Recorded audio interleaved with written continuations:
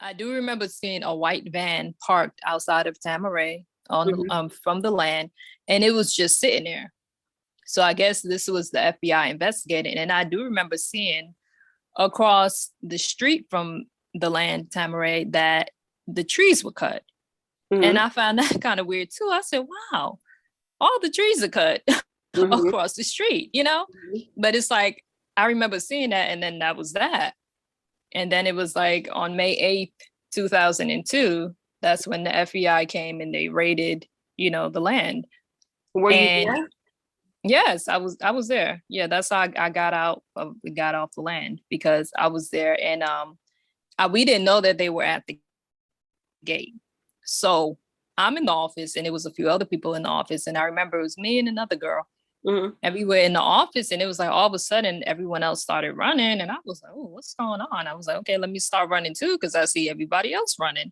Right. And then I remember her looking at me and she was like, I'm scared. I was like, I'm scared too, because I didn't know what was going on. And I remember looking through the cracks of like the building. And I just remember seeing like in every corner you looked in, they had like these big AK-47 rifles pointed at the building. And Wow. I was just like, whoa. And then I remember going upstairs in the office and I was just like walking around because I'm thinking like, oh my gosh, what are we going to do? And I Mhm. was like, I was thinking in my head, like, oh my gosh, we're going to die.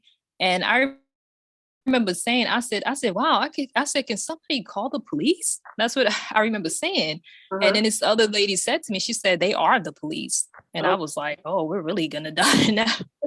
And I remember looking out of the window and I seen like a army tank truck and like more FBI agents jumped out of the truck. And I was like, oh my gosh. Like I was really scared. It was people walking around crying too, but I couldn't cry. I was just thinking in my head, like, what am I going to do? How are we going to get out this building alive? That's what I Right. was thinking. And Right. then it was like one by one, they told us, they said, come out and put your hands up. And then one by one, people started leaving and they put their hands up and they was patting us down and checking our bags and stuff like that. Mhm. And then they told us to go to the temple that was on the land and we, was going there. And when we sat down in the temple, that's when they said, we have your leader and he's been arrested and whatever else. And Mhm. then during that time, they were also questioning, people. And then they told me that my aunt wanted me, to call her and, for me to get in touch with her. And I guess she left her number with them. And Mhm. then they had a section, they said who want to leave and who want to stay. And then I was on the side to leave, I was like, Mhm. because before then I was already telling my mother, I was like, I'm ready to go. I was like, I don't want to be here. I didn't want to be there for a long time. Where was your And mom at she, this time? Was she there on the land when it yeah, she was there when the raid happened, she was there. Hmm. Okay. And then Wow. after that, that's when my aunt had came down. She, picked me up and I went to, stay with her. And then Mhm. that's when I went to see, my dad a little bit after that time. Was there any talk amongst, the teenagers because you were a teenager at the Hmm. time, like, to say, "Hey, did this happen to you?" or how did you find out that it was happening to other kids or other children? Because sometimes I would see, some of them around him Mhm. and, you would know that. And then it was, people would talk. It was like, this one girl was telling me this is happening and this is, I'm being molested and this is what happened to me and this is what happened to other people. And then she Mhm. started telling me that he was also molesting boys too. And I was like, wow, like I was in disbelief because I always looked at this man as, like this holy, and he was like a leader and imam and, somebody of like a high position, like somebody would look at a pastor. Right. Exactly. And it was like when I was hearing this, I was like, I was just like, my mind was like, oh, this sounds crazy. That's the only thing I could think of. Mhm. And it's like, it didn't seem right to me because I was trying to think in my head like this. I'm like, it just didn't seem right. But I didn't know what it was because nobody had never talked to me about good touch, bad touch, or, molestation or even sex. Like Right. nobody, my parents didn't talk to me about any of that. So I just knew it was like weird, but I didn't know Right. exactly So like what to call it or what was going on. right. That's why I was wondering, like, if the same thing happened to her, and then it happened to you, but you were in your head, you were registering, oh, that's weird, it's strange. Did you tell her that it happened to you too? Or At that time it didn't, Okay. not yet, but I knew that it was like, this is strange. And I think that's why I contacted my mom. I was like, I want to get out of here, because she was the only person that I knew that I could get in touch with, because I wasn't in touch with any other family members. So I was like, okay, maybe I can stay with my mom. But I never got a response. I was like, okay, So like, there I were don't have no nowhere to go. telephones, no type of way for you to reach. No, I didn't have a cell phone. We would have to go to the office to talk and call whoever. And even if we went to the office, it was people all around looking in your mouth, they were always there. So it's not like you can have a private conversation.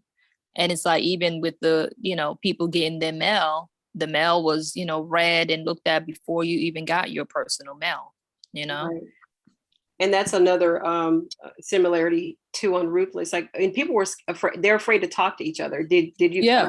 Yeah. So you really couldn't talk to anybody because there were no private conversations, right? Everybody. It wasn't.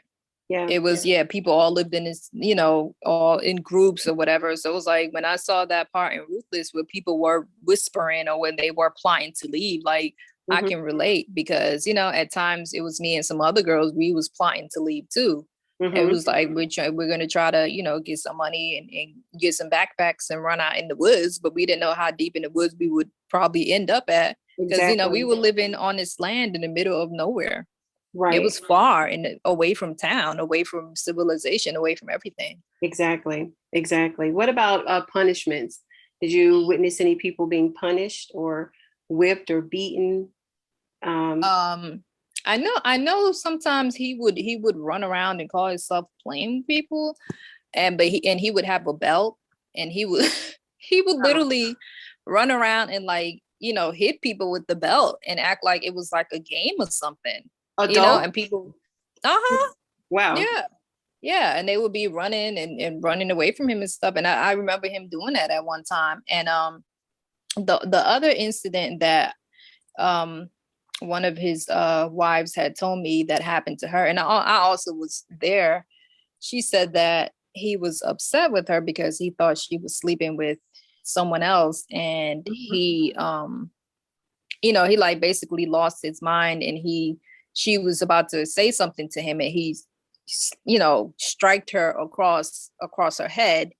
And then she said he started strangling her and told her, give me one reason why I shouldn't kill you. And then when she started listing the two children that she had by him, that's the only reason why he snapped back and, came back. Give me one reason why he shouldn't kill her. Your voice kind of out on that part.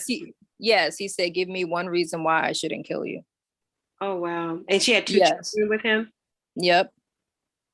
Wow. And she listed the children. That's when he came back to his senses. And I remember, like, when I saw her, she had a black eye. Oh, wow. And I remember seeing her walking around with a black eye, and I had asked her about that. And she told me, she said she was in her room for a few days because it was worse than that. And she said, oh, that wasn't the first time he hit me. She said he hit her when she was upstate too, Wow. So he did, beat on women. And then it was like times when he would be upset with people and he would ignore them. He would give them the silent treatment and just ignore them for however long that he wanted to, ignore them for.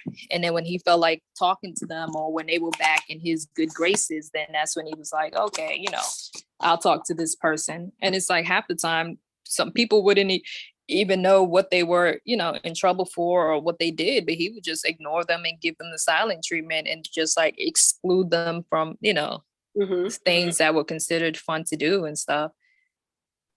Oh, wow. That's very, very interesting to run around and beat an adult. That's weird. Yeah, that is weird. That's why I was like, what kind of game is this supposed to be? Yeah. Let's talk a little bit about the men that were around him, because when I'm looking at the pictures and some of the videos, he's always surrounded by, security or I don't know, these other people that maybe preach or teach. I don't know. But did they ever say anything amongst themselves to say, hey, this is wrong? Or do you remember anything like that? Like, because I'm thinking somebody has to have some sort of to Mm-hmm. You know? And if you look at the pictures too, not only do he have men around him, but he have some young girls around him too. Mm. You know, and people, if they look at pictures, they would see. And not only that, but in his house, sometime around like late at night, he would have young girls sitting there with him watching TV. So that's why I was like, okay, that didn't click into none of the adults' minds. Like I can understand maybe some people were being brainwashed, like that's a possibility that that can happen, but at the same time it's like there were a lot of things that was very strange and very not okay that was going on, and I don't remember anyone speaking up and saying like, oh, this is not okay, what you're doing is not all right, even though some people said they did speak up, but I don't remember hearing anyone speak up. I don't remember the brothers speaking up either, and it's like maybe some of them could say, oh, they didn't have any idea that was going on. I'm not sure. But it's like even some of one of his, you know, best friend that he molested all of his friends' children and was sleeping with his friend's wife too. You know, What? it was, oh yeah. Oh yeah. Oh my It God. was no boundaries that this man did not cross, you know. He And was they allowed practicing it to happen. incest. That's even I'm more not I'm trouble. not sure if he knew, or I don't know what was going on, but I know that it was going on, you know. And some women that was married, he was sleeping with their wives too, married, you know, women. It was no boundary that he did not cross. He was sleeping with boys, you know, raping and molesting boys. He was, you know, over here sleeping with, you know, siblings, sisters, and, you know, doing incest, you know, sisters and mothers, Hmm. mothers and daughters. You know, it was just, it was no boundary that he did not cross. He didn't have no morals or standards, you know. So when did it stop with you?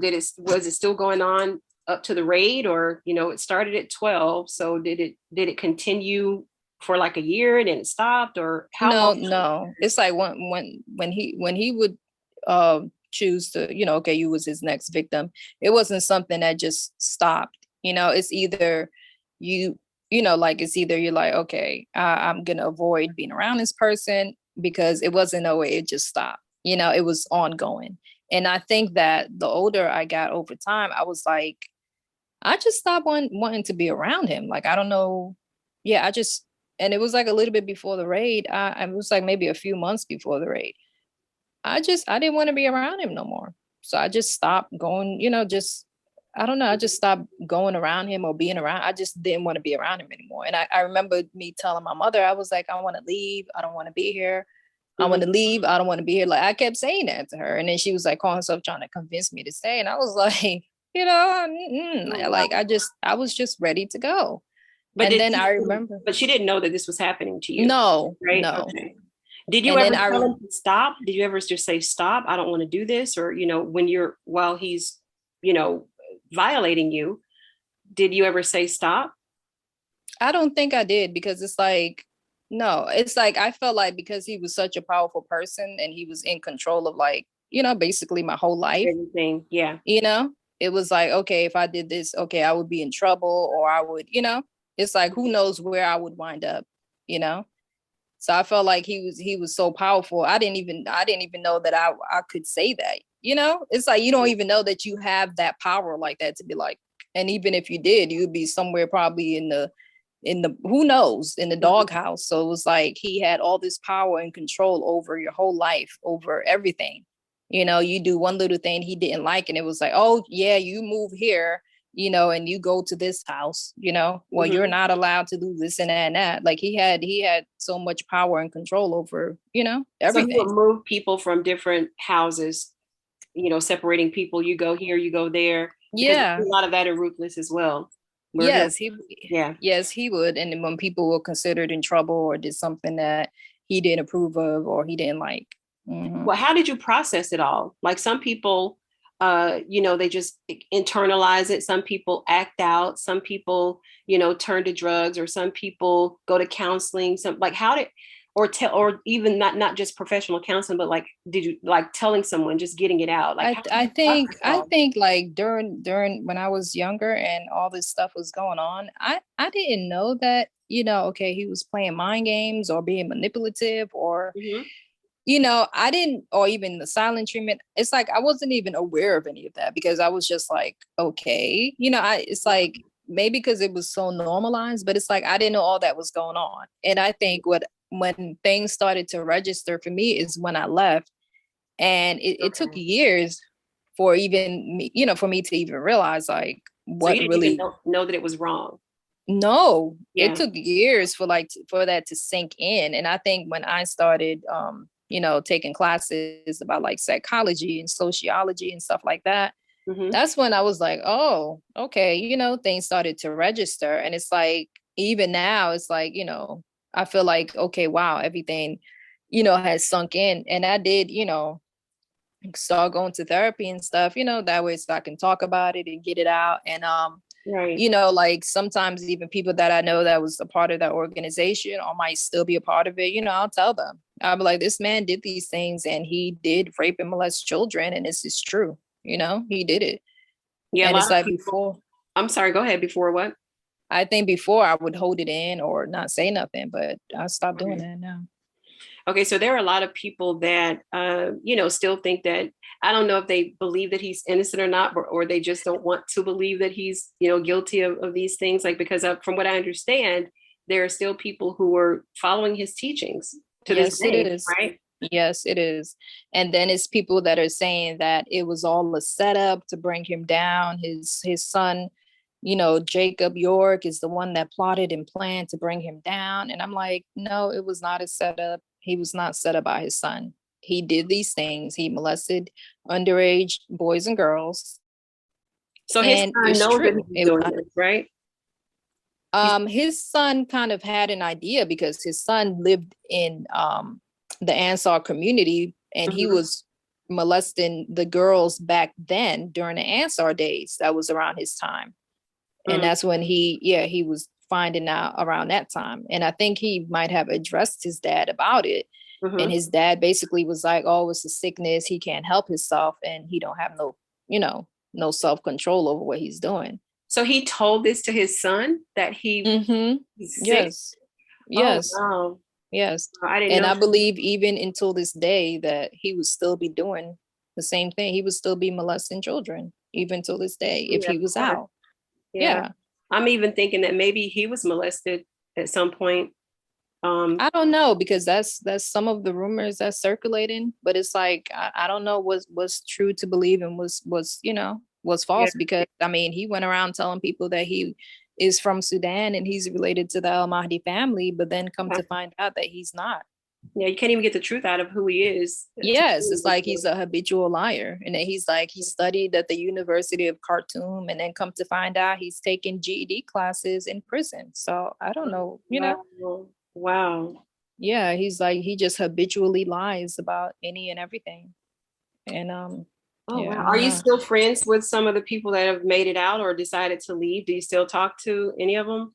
I do talk to some. Yeah, I do. Mhm. But it's like I don't talk to anybody that still consider themselves a part of it or still, follow him or Mhm. no. Yeah, I Are don't they I don't still on the commute? Are they still on the land, or is the land still there? No, because the land got taken away. So Okay. it's like, yeah, it got taken away and sold to someone else. So none of the pyramids and none of that stuff is there anymore. Mm. So they And must it, be it worshiping and practicing, I guess, in their homes or somewhere else. I know, I believe they moved to Brooklyn. They moved to where it all started, basically. Oh wow. Yeah, Yeah. so a lot of them are still in Brooklyn and they still carrying on with the same, nonsense and foolishness and telling people that, oh yes, he's gonna get out soon. We're gonna get him out. He wasn't they didn't find any evidence of him doing anything or any molestation. I'm like, so he's in there for no reason. Okay. Right. All these The five, eyewitnesses. yeah, the five victims that were taken away during the raid, they were examined by medical doctors and come to find out that, they were molested. They have proof. So I'm like, you're sitting here telling people lies and saying that this man didn't do any of this when he did. There was no plot to bring down a black leader. He brought himself down by his action and things he was doing. It wasn't no plot and plan from, Hmm. Tariq and his family. Like none of that was going on. And that's what he had people believing that it was, people plotting and planning to bring him down and to, Hmm. you know, just a bunch of lies. Instead of him saying, to his followers or admitting to people, yes, I did molest, underage boys and girls. I did this, I apologize. I'm sorry. He's just having people believe that he never did it at all. And it's just a bunch of lies. Wow. Mm-hmm. Very interesting. Very interesting. Okay. So Anna, I think that those are all of my questions. And I do want to thank you so much for sharing with us and making us aware of what actually went on, from someone who was actually there, for years, and someone who witnessed, all of these crimes being committed against yourself and other children. So I really want to thank you for sharing that with us today. Is there anything else that you would want us to know or that you want to share with the audience? I would just say, for the audience to try to be mindful of certain organizations that they might, join blindly.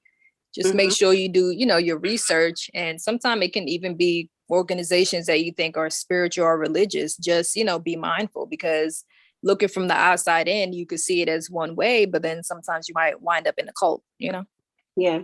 Oh yeah. Go back to your mom for just a quick moment, because I don't remember if you covered it or not, but did you ever ask her why she joined? Like, what lured her to follow this man?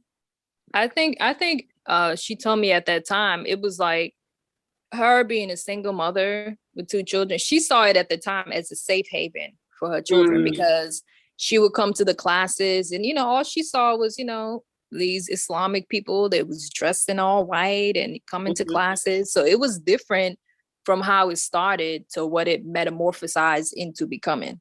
Exactly. It doesn't start out as a cult. It start out as something else. Yep, exactly. Okay. All right. Well, once again, thank you so much for sharing with us today. And I will talk to you soon. Okay. Have a good day. Okay, Anna. You too, dear. Bye-bye.